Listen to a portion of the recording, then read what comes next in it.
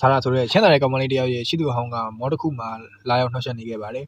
သူရဲ့ဒေါ်လာတန်း100နဲ့ဖက်နှက်ပေါ်ကိုကော်ဖီတွေဖိတ်ဆင်သွားတဲ့အခါဆာရာဟာဘာလို့ရမှမသိဖြစ်နေတော့ကောင်းလေးတယောက်ရုတ်တရက်သူ့ရှေ့ရောက်လာပြီးသူ့ရှေ့အင်ကြီးနဲ့ဖက်နှက်ပေါ်ကအစုံထဲတွေကိုဒူးထောက်ပြီးတန်းရှင်းပေးပါတော့တယ်ဒီမြင်ကွင်းကြောင့်ဆာရာရဲ့ရှိသူဟောင်းကပိုးပြီးဒေါသထွက်သွားခဲ့ပါတယ်ဆာရာကထိုးကောင်းလေးကိုရှိနေဖို့ကမ်းလှမ်းခဲ့ပေမဲ့သူ့အာယုံကကောင်တာဘောကအိတ်တွေစီရောက်နေတာကြောင့်ညှင်းပယ်ခဲ့ပါတယ်ဒါကိုမြင်တော့ဆာရာဟာစစ်လိုလက်ရနဲ့သူ့ရဲ့အနှဲ့အောင်ကကိုထုတ်ပြီးဒီဇိုင်နာအိတ်တွေအားလုံးကိုဝယ်လိုက်ပါတော့တယ်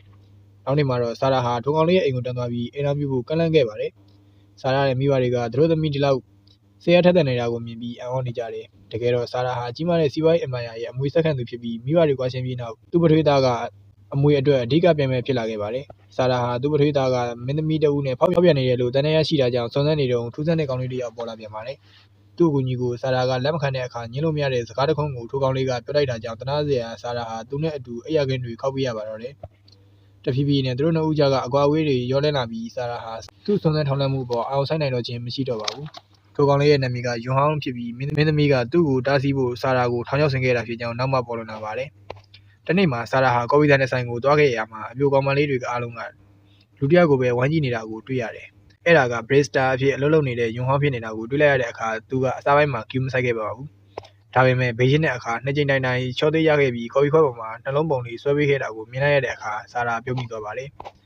အဲ့ဒီနေ့ကစပြီးဆာရာပဲသွားယွန်ဟောင်းဟာရောက်လာတယ်လို့ဖြစ်နေပါတယ်မောမာတောင်သူ့ရှိရောက်လာပြီးနှင်းစီနီတပွင့်ကိုစကားမပြောဘဲပြီးခဲ့တယ်ဒီလိုပိုးပန်းတဲ့ပုံစံတစ်ကိုဆာရာဟာဘာမှမသိပဲရှိုးရွေးနေခဲ့ရတယ်ရက်အနေငယ်ကြတော့ဆာရာသူ့ရုံးခန်းမှာအလုပ်လုပ်နေတော့အပြင်မှာစူးညံဖြစ်ပြီးရွေးမှုခွင့်ပြုချက်မရှိပဲပေးဖို့သူ delivery ကောင်လေးတယောက်ဝင်လာပါတယ်ဆာရာနည်းနည်းဒေါသထွက်သွားပေမဲ့ထိုပေးဖို့သူကစာကိုလက်ခံရမည့်သူအစစ်မှန်ကိုပဲပေးမှဖြစ်ကြောင်းဆာရာရဲ့အိုင်နေကတ်ကိုပါတောင်းဆိုခဲ့ပါတယ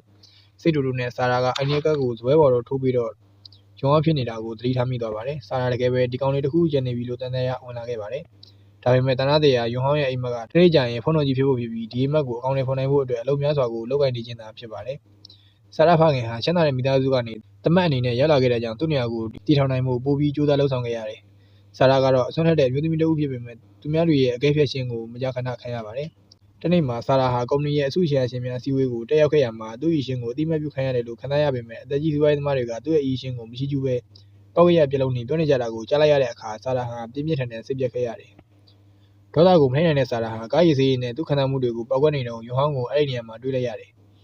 ကားဆေးကကိုသူပြီးမယ်အပြန်အလှန်အနေနဲ့ကော်ပီတစ်ခွက်ပဲတောင်းမယ်လို့ယွန်ဟောင်းကပြောခဲ့တယ်ဆာရာကသဘောတူခဲ့ပြီးကော်ပီဆိုင်မှာထိုင်တဲ့အခါဆာရာကသူ့အတွက်စတိတ်ကိုမှာယူခဲ့ပြီးယွန်ဟောင်းကတော့ငြိမ်သက်စွာပဲကြည့်နေခဲ့တယ်ဆာရာကစိတ်မကောင်းဖြစ်ပေမဲ့သူခံစားချက်ကိုမျှဝေခြင်းမရှိပဲဘာလို့သူတို့နှစ်ယောက်နေရာတိုင်းမှာထက်ကစုံနေရတာလဲလို့ယွန်ဟောင်းကိုမေးဒီတိုက်ဆိုင်မှုကဘသူအတွက်မဆိုထူးဆန်းနေမှာဒါပေမဲ့ယွန်ဟောင်းရဲ့တကယ်အိမ်မက်ကဖုန်းတော်ကြီးဖြစ်ရဖို့ဖြစ်ပြီးသူ့မိခင်ကလုံးဝသဘောမတူကြတာကြောင့်ပြင်းပြထန်ထန်ရံပြစ်ခဲ့ကြပြီးနောက်ဆုံးမှာတော့ယွန်ဟောင်းဟာအိမ်ကနေထွက်ခွာပြီးမိသားစုအတွက်ငွေကြီးအရာလုံခြုံမှုရရှိအောင်ကြိုးစားဖို့ဆုံးဖြတ်ခဲ့တာပဲဖြစ်ပါတယ်တစ်ဖက်မှာတော့ဘီလီယံနာတဦးဖြစ်တဲ့ဆာရာဟာသူ့ဘဝနဲ့ပတ်သက်ပြီးဂရုမစိုက်ပဲပြစ်ထားခဲ့ရကနေသူ့ရဲ့ဇင်ခံအိမ်ကြီးဟာလုံးဝချုပ်ပွားနေခဲ့ပါတယ်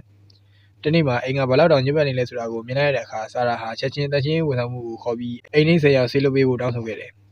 ဒါပေမဲ့တန်ရှင်းသမားရောက်လာတဲ့အခါအားကောင်းတဲ့ကောင်လေးတယောက်ကိုပဲကုမ္ပဏီကဆေးလုပ်ခဲ့တာကိုမြင်လိုက်တဲ့အခါဆာရာအံ့အားသင့်သွားခဲ့တယ်အဲ့ဒီကောင်လေးဟာတခြားသူမဟုတ်ဘူးယွန်ဟောင်းဖြစ်နေပြန်ပါတယ်ယွန်ဟောင်းကတော့ဒီချုပ်ပွင့်နေတဲ့အိမ်ကဆာရာအိမ်မှန်မသိခဲ့ပါဘူးအခန်းကိုမြင်လိုက်ရတဲ့အခါအခုမှငါနားလေပြီဘာလို့ဖောက်တဲ့ကအားကောင်းတဲ့တန်ရှင်းသမားကိုတောင်းဆိုရတာလဲလို့သူတွေးလိုက်ပြီးအလုပ်စားလုပ်ပါတော့တယ်ဆာရာဟာသူ့ရဲ့စီယုံရေးစွမ်းရည်တွေကိုမြင်ပြီးသဘောကျခဲ့ရတယ်အရာအလုံးပြီးဆုံးသွားပြီးတဲ့အခါယွန်ဟောင်းပြန်မဲ့လို့အိမ်ထဲကမီးဆိုင်ပြတ်နေတာကိုတတိထားမိပြီးကူညီပေးဖို့စဉ်းစားခဲ့တယ်ဒါပေမဲ့မှားယွင်းမှုတစ်ခုကြောင့်မီးဆိုင်တစ်ခုလုံးပြုတ်ကျပြီးကွဲကြည်သွားခဲ့တယ်အဲ့ဒီမီးဆိုင်ဟာဘလောက်တောင်တန်မှုကြီးလဲဆိုတာကိုယွန်ဟောင်းစိုးရင်တကြီးတွေးနေခဲ့တယ်ဆာရာအိမ်ပြန်ရောက်လာတဲ့အခါဒီကဘာကြီးကဘလောက်သိငယ်လဲဆိုတာထပ်မံသိသိပြခဲ့ပြန်ပါတယ်ယွန်ဟောင်းရက်ခွဲလိုက်တဲ့မီးဆိုင်ဟာဒေါ်လာ 6.8 သန်းတန်ကြီးရှိပါတယ်ယွန်ဟောင်းကအဲ့ဒီငွေကိုဆာရာအောက်မှာအလုပ်လုပ်ပြီးပြန်ဆက်မယ်လို့ပြောပေမဲ့ဆာရာကချက်ချင်းချင်းပြီးငွေကိုတိုက်ရိုက်ပေးဖို့သာပြောခဲ့တယ်သို့တော့ယွန်ဟောင်းကသူ့အကျွေးမကြေမချင်းနေတိုင်းအိမ်လာပြီးတန်ရှင်းလုပ်ပေးမယ်လို့အတင်းကျပ်ပြောခဲ့တယ်ကောင်းလေးတယောက်ကိုအိမ်ထဲအဖြစ်ခန့်အပ်ဖို့ဆာရာဟာအနှဲငယ်တန်တရားရှိနေခဲ့ပေမဲ့ယွန်ဟောင်းကသူ့မကြခင်ဖုန်းတော်ကြီးဖြစ်တော့မှဖြစ်ပြီးအမျိုးသမီးတွေကိုစိတ်ဝင်စားတာကြောင့်ပေါ့ပြောလိုက်တဲ့အခါဆာရာကသူ့အိမ်ချုပ်ပွားနေတာတွေပြီးဆုံးသွားရှင်းလင်းသွားတာရဲ့သူ့ရဲ့အလုပ်များတဲ့အချိန်စရာအတွက်ကူညီရတာကြောင့်လည်းသဘောတူလိုက်ပါတော့တယ်နောက်နေ့မှာသူတို့နှစ်ဦးကအိမ်အတွက်လိုအပ်တဲ့ပစ္စည်းတွေဝယ်ဖို့စူပါမားကတ်ကိုအတူတူသွားခဲ့ကြပါတယ်သူတို့နှစ်ယောက်ကိုမြင်ရသူဘယ်သူမှအလုပ်ရှင်နဲ့အလုပ်သမားလို့ယုံကြည်ကြမှာမဟုတ်ပဲချစ်သူဆုံးတွေလို့ဖြစ်နေခဲ့ပါတယ်မကြခင်မှာယွန်ဟောင်းရဲ့အလုပ်ပေါ်ကိုင်မဟောင်းတယောက်ကသူ့ကိုရက်တက်နှုတ်ဆက်ခဲ့ရာဆာရာကဒီကောင်လေးကဘလောက်တောင်အလုပ်မျိုးစုံလုပ်ထားလဲဆိုတာကိုသိထားမိလာခဲ့တယ်ဘယ်နေရာတော့တရားကသူ့ကိုအမြဲလိုမှတ်မိနေတာကိုပုံများအဖြစ်တင်းငိမ့်တဲ့ဆာရာဟာအခုဆိုသိကျင်စိတ်ပြင်းပြလာခဲ့ပါတယ် အဲ့ဒီနေ့မှာနောက်တဲ့စီးပွားရေးအစည်းအဝေးကြီးတစ်ခုရှိခဲ့ပြန်တယ်တက်ကြီးရှေ့ရချင်းအချို့ကမျိုးသမီးတွေဟာကြည့်ပြီးကောင်းဖို့သာဖြစ်ပြီးခေါင်းဆောင်မှုအတွက်မသိတော့ဘူးဆိုတဲ့စကားဟောင်းကိုထပ်ပြောပြန်ပါတယ်ဆာရာဒေါသကိုထိန်းချုပ်ဖို့ကြိုးစားပေမဲ့သူတို့ကအမျိုးသမီးဖြစ်တာကြောင့်တောက်เสียကူခတ်ပေးခွင့်တော်မပေးပို့ပြီးနာကျင်ခံစားရတာကြောင့်အစည်းအဝေးကနေထွက်သွားခဲ့ပါတယ်ဒီရှေ့ရချင်းတွေဟာဆာရာမှာပထထွေးတာချူစုရှိတယ်ဆိုတာကိုမေးသွားကြပုံရပါတယ်သူတို့နှစ်ယောက်မကြခဏပြိပခါဖြစ်တဲ့ပေမဲ့ဆာရာကိုစော်ကားတဲ့ကိစ္စနဲ့ပတ်သက်လာရင်တော့ချူစုဟာချက်ချင်းတုံ့ပြန်ခဲ့ပါတယ်နောက်နေ့မှာသူဟာရှယ်ယာရှင်တွေကိုတိုက်ရိုက်သတိပေးခဲ့ပါတယ်ကုမ္ပဏီမှာဆက်လုပ်ရှင်ဆာရာကိုလေးစားရမယ်မဟုတ်ရင်ထွက်သွားလိမ့်မယ်လို့ပြောခဲ့ပါတယ်ဒါတောင်မလုံလောက်သေးပဲနောက်နေ့ညမှာချူစုဟာနောက်တဲ့ရှယ်ယာရှင်များစုဝေးရာကိုဝင်ရောက်ပြီးအမျိုးသမီးဖြစ်တာကြောင့်သူ့ကိုအနေကျင်တာမျိုးရက်ခတ်ခိုင်းတာမျိုးထက်လို့ရင်မကောင်းဘူးလို့ပုံဝင်လင်းလင်းသတိပေးခဲ့ပြီးသူ့ရဲ့ပုံမှန်အတိုင်းသဘောထားကြီးကြီးနဲ့ထွက်သွားခဲ့ပါတယ်ဆာရာအဲ့ဒီနဲ့အိမ်မရောက်တဲ့အခါမိတ်ကပ်ဖြတ်ဖို့အားမရှိတော့အောင်ပြင်ပနေခဲ့ပါတယ်ဒါပေမဲ့သူ့ရဲ့စမတ်ကြပြီးခံရတဲ့အိမ်ဒိန်ယွန်ဟောင်းဟာချက်ချင်းအကူအညီပေးဖို့ရောက်လာခဲ့ပါတယ်အဲ့ဒီအချိန်မှာပဲတကားပဲမြင်လာပြီးချူစုရောက်လာခဲ့တယ်သူ့အကူကိုမြင်လိုက်ရတော့ဆာရာထိတ်လန့်သွားပြီးယွန်ဟောင်းကိုချက်ချင်းပုံခွင့်ခဲ့တယ်အခုဖြစ်သူမှာကောင်းလေးတစ်ယောက်အိမ်ထဲအဖြစ်ခန္ဓာမှန်သိသွားရင်ယုံမှမဟုတ်ဘူးလို့သူထင်ခဲ့တယ်ယွန်ဟောင်းဟာခွေးလေးတစ်ကောင်နဲ့အတူအိမ်ထဲမှာပုံနေခဲ့ပေမဲ့အဲ့ဒီခိုက်တက်မှာခွေးအောင်တဲ့ကြေလောင်စွာကြားလိုက်ရတယ်ချူစုအားလုံးကိုနားလည်သွားခဲ့ပေမဲ့သူဝင်ပြီးစစ်ဆေးကြည့်ဖို့လိုနောက်ပြောင်ပြောခဲ့တယ်ဆာရာဆိုရင်တကြီးညှင်းပယ်နေတာကိုမြင်တော့ချူစုကပြုံးပြုံးကြီးထွက်သွားခဲ့ပါတယ်ချူစုထွက်သွားပြီးနောက်ယွန်ဟောင်းတိတ်တိတ်ဆိတ်ထွက်လာပြီးတောက်မှန်ခဲ့ကလှပတဲ့ကြားလုံးတစ်ပူးကိုလက်ဆောင်ပေးခဲ့ပါတယ်တချိန်ကဗလာနက်ထိဖြစ်နေတဲ့အိမ်ဟာယွန်ဟောင်းကြောင့်အသက်ဝင်လာခဲ့ပါတယ်သူဆာရာအိမ်ကိုပြီးပြီးဆိုအောင်စီယုံပေးုံသာမကသူ့ဘဝကိုဂရုစိုက်ပေးခဲ့ပါတယ်ဆာရာဟာသူ့ရဲ့စီးပွားရေးစိတ်ပြအားငယ်မှုတွေကိုသူ့ကိုမဆိုင်မတော့အမျှဝေခဲ့ပါတယ်ဒါပေမဲ့တနေ့မှာယွန်ဟောင်းနောက်ထပ်အကြံစီတစ်ခုရှိနေလားလို့ဆာရာတန်တရားဝင်လာခဲ့ပါတယ်သူတိုင်းမိလိုက်တဲ့အခါယွန်ဟောင်းကဟုတ်တယ်မင်းရဲ့ပတ်ဆိုင်ကိုငါလိုချင်တယ်လို့ချက်ချင်းပြပြခဲ့တယ်တကယ်တော့ယွန်ဟောင်းဟာဖျားเจ้าစေနာဝင်တဲ့တူဖြစ်ပြီးဆာရာကိုစင်းသားတွေကိုညီပေးဖို့စေရတက်ကြွစေချင်ခဲ့တာပ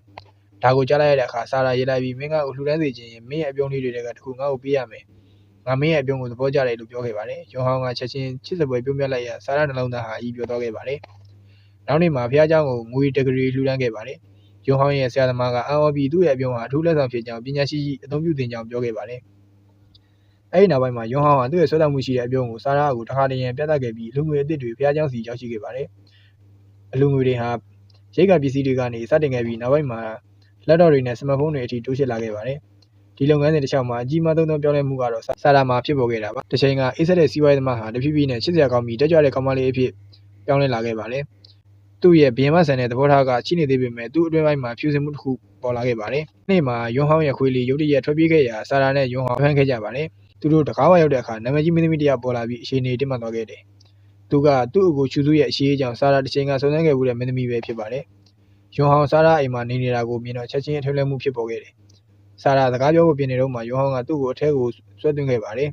ဆာရာအံ့အားသင့်သွားခဲ့ပေမဲ့ယွန်ဟောင်းကနောက်ထပ်ထိတ်လန့်စရာတစ်ခုကိုပေးခဲ့ပါတယ်သူရခဲခဲတဲ့မိဆိုင်ဟာတကယ်တော့တိတ်ပြီးတန်ဖိုးမကြီးကြောင်းပြောခဲ့တယ်သူကငွေနဲ့လက်ဆောင်ပစ္စည်းတွေပေးပြီးဆာရာကိုတရားဝင်နှုတ်ဆက်ခဲ့ပါတယ်ဆာရာရင်ထဲမှာခန်းစားချက်ပေါင်းထောင်ချီရှိနေပေမဲ့သူ့ကိုတားဆီးဖို့အစဉ်ချင်းမရှိခဲ့ပါဘူးထို့နောက်ပထမဆုံးအကြိမ်အဖြစ်ဘသူရှိမှခန်းစားချက်တွေကိုမဟောပြခဲ့ဘူးတဲ့ဆာရာဟာ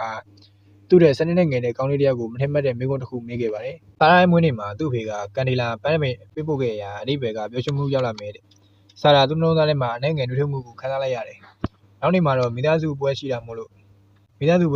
သူ့ရဲ့မွေးနေ့အတွက်ဖြစ်မယ်လို့ထင်ခဲ့ပေမဲ့အဲ့ဒီမှာမင်းသမီးကိုမြင်လိုက်ရတဲ့အခါသူ့စိတ်ခံစားချက်ပြောင်းသွားခဲ့တယ်ဒီပွဲကသူ့ကိုချူစုနဲ့သူ့ကြီးသားအတွက်ဖြစ်နေခဲ့တာပါဒါပေမဲ့ချူစုကလက်ဆောင်တစ်ခုကိုထုတ်ပြီးဆာရာကိုပေးခဲ့ရာသူ့မွေးနေ့ကိုမမေ့ကြောင်ပြသလိုက်ပါတယ်ပါတီပြီးတဲ့နောက်ဆာရာပြန်မယ်အလုပ်မင်းသမီးကသူ့ကိုတားခဲ့တယ်သူတို့ကြားမှာအထင်လွဲမှုတွေရှိနေသေးပေမဲ့သူမှပြောလိုက်တဲ့စကားကဆာရာကိုအတွင်းကနေနာကျင်စေခဲ့တယ်အင်းချေတစ်ခုခုကိုတွေးလိုက်ရတယ်လို့စောင့်နေခဲ့တယ်လို့ဆာရာဟာယွန်ဟောင်းကိုချက်ချင်းဖုန်းခေါ်ခဲ့ပေမဲ့ယွန်ဟောင်းကသူ့အလုပ်မှာချိနေကြောင်းပြောခဲ့တယ်ဒါကိုကြားလိုက်ရတဲ့အခါဆာရာနောက်တဲ့ဖုန်းတစ်ချိန်ထပ်ခေါ်ခဲ့တယ်ယွန်ဟောင်းကတိတ်ကြီးမဆိုင်ခဲ့ပေမဲ့မကြခင်မှာကောင်မလေးရောက်လာပြီးမင်းရဲ့အထက်ရရှိကမင်းကိုခေါ်နေတယ်လို့ပြောခဲ့တယ်ယွန်ဟောင်းအလုပ်လုပ်နေကြောင်းချင်းပြဖို့ကြိုးစားခဲ့ပေမဲ့ထိုကောင်မလေးကဆိုင်ကိုဒီနေ့ပိတ်တော့မှဖြစ်ကြောင်းတိုက်ရိုက်ပြောလိုက်တယ်